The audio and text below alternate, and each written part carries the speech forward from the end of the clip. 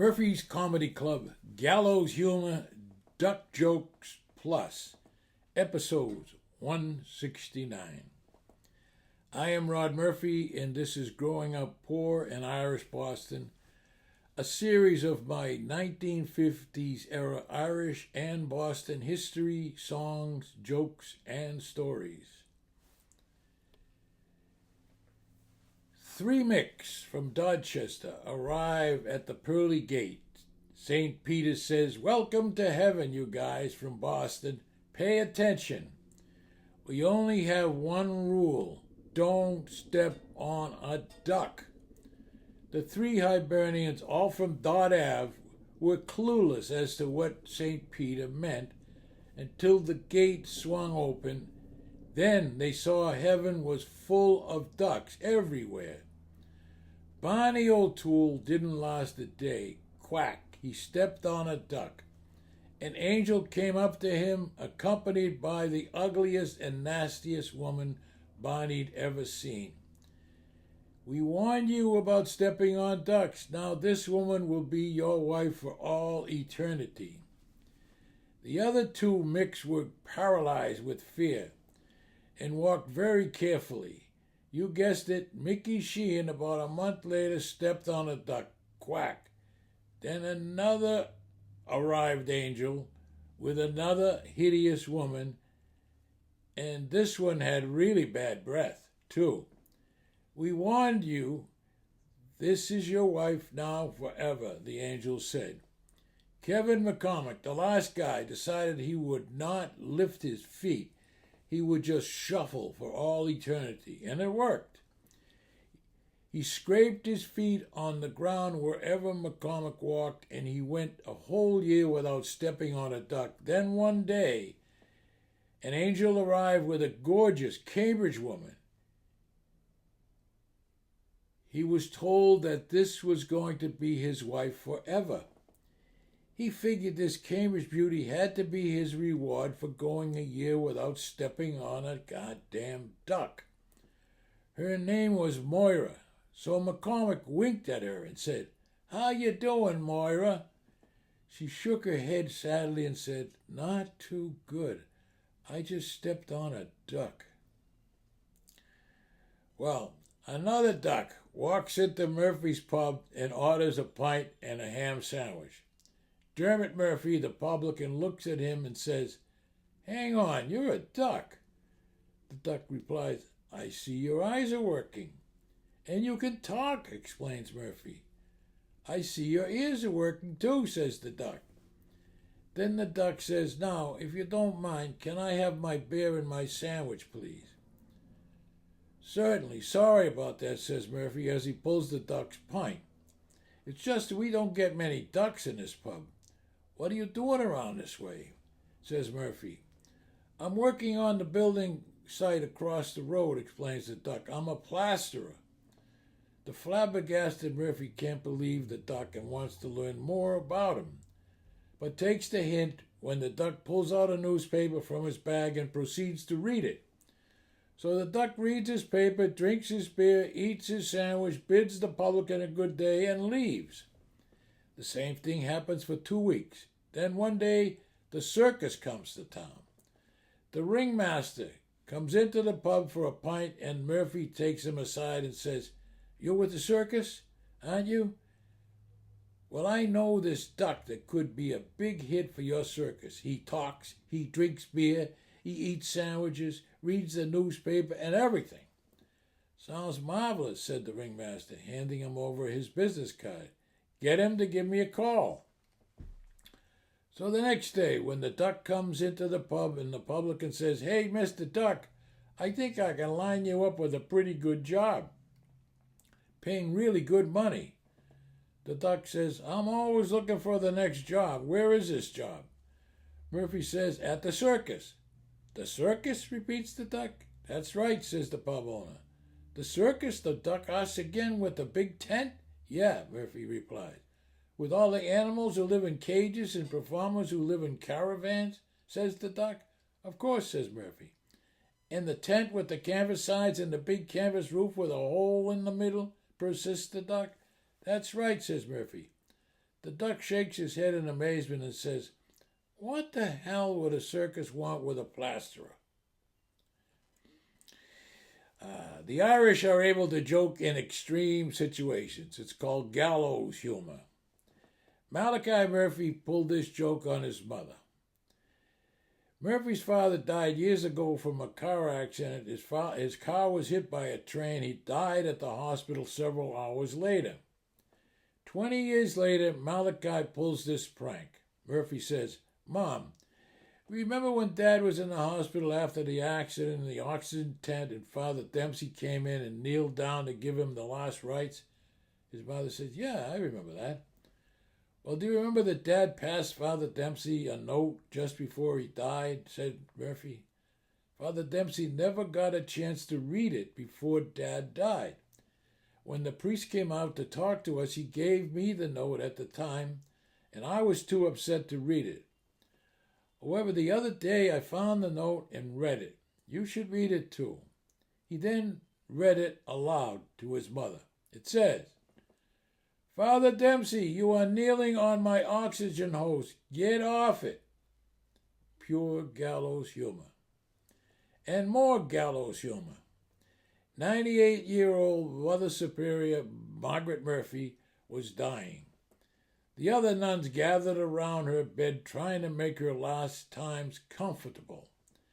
They gave her some warm milk to drink, but she refused. Then one of the nuns took the glass back to the kitchen, remembering a bottle of Murphy's Irish whiskey received as a gift the previous Christmas. She opened it and poured a big dollop into the warm milk. Back at Mother Superior's bed, she held the glass to the old nun's lips. The Mother Superior drank a little, then a little more, and then she drank the whole glass down to the last drop. After that, the nuns asked her earnestly for some Mother Superior wisdom that would help them when she was gone. The 98-year-old nun raised herself up in the bed and with a pious look on her face said, "Don't sell that cow." And more gallows humor. "Hello? Hi, honey, this is Daddy. Is Mommy near the phone?" "No, Daddy. She's upstairs in the bedroom with Uncle Paul."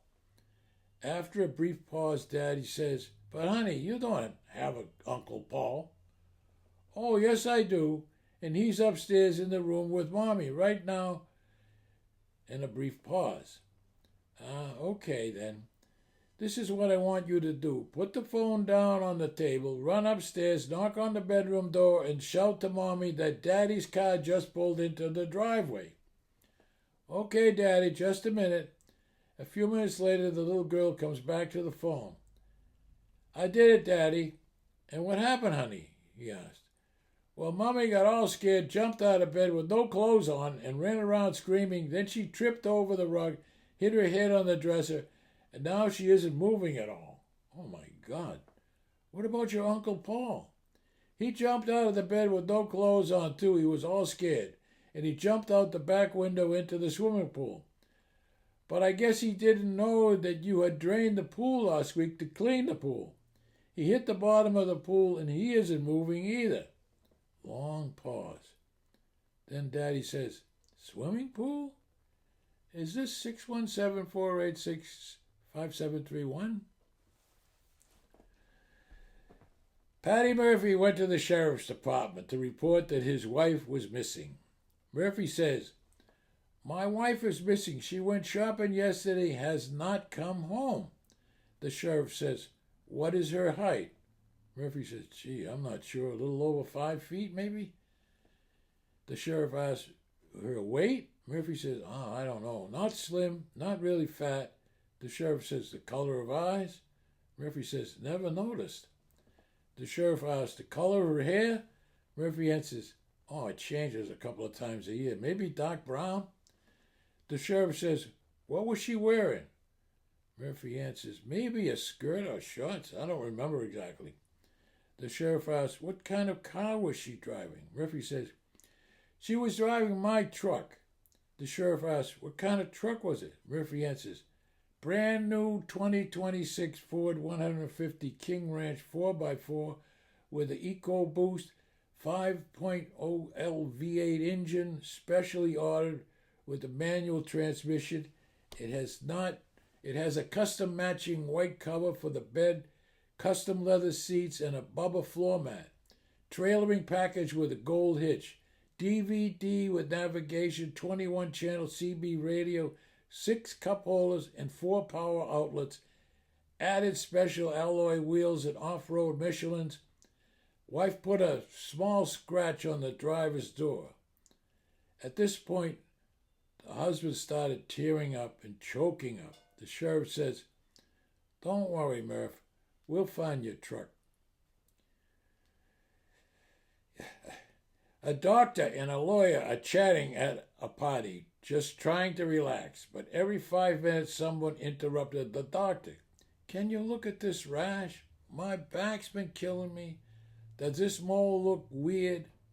After an hour of free checkups, the doctor sighs and asks the lawyer, "How do you deal with people asking for free legal advice outside of work?" The lawyer smirks. "Simple. I give them advice, then I mail them a bill." The doctor blinks. "You're not joking? Not even a little?" And inspired and mildly vengeful, the doctor decides to try it. The next day, he writes up bills for everyone who bugged him at the party. As he heads to the mailbox to send them off, he finds something already waiting for him, a bill from the lawyer. A man staggers into the emergency room with 2 black eyes and a 5-iron wrapped tightly around his throat. Naturally, the doctor asked him what happened. "Well, it was like this," said the man. "I was having a quiet round of golf with my wife when she sliced her ball into the pasture of cows next to the field. We went to go look for it, and while I was rooting around, I noticed one of the cows had something white at its rear end. I walked over and lifted up the tail, and sure enough, there was my wife's golf ball stuck in the middle of the cow's butt. That's when I made my mistake." "What did you do?" asked the doctor. "Well, I lifted the tail and yelled to my wife, 'Hey, this looks just like yours.'" A 10-year-old Boston public school boy was finding 5th grade math to be a challenge. He didn't care. He didn't even want to try. He ignored his homework and tossed his books in the corner of the room where they gathered dust. His mother and father did everything to help their son. Private tutors, peer assistants, nothing worked. Finally, they thought they might try enrolling him in the local Catholic school.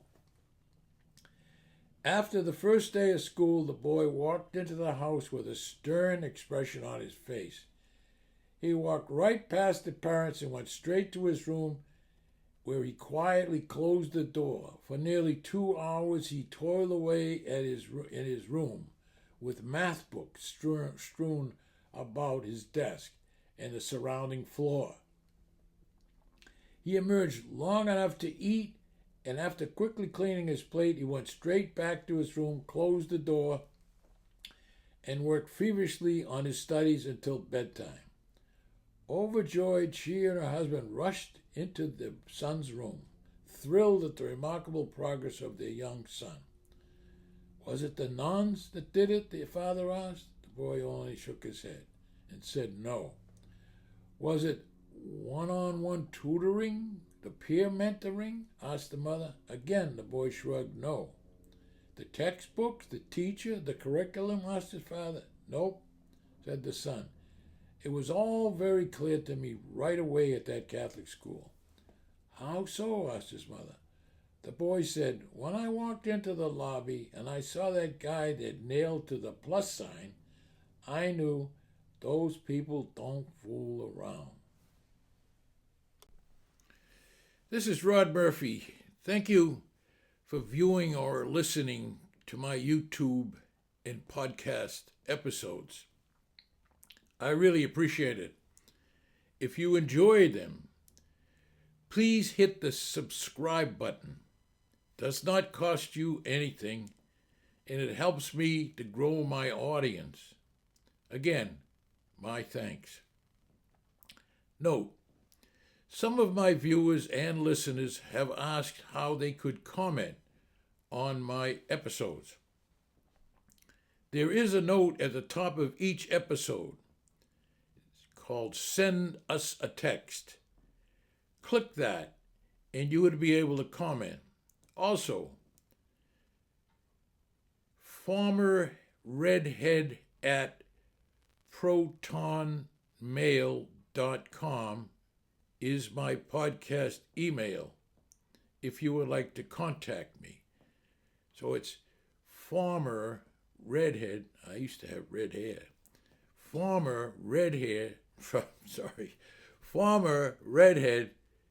at proton, Proton mail.com is my podcast email. Thank you.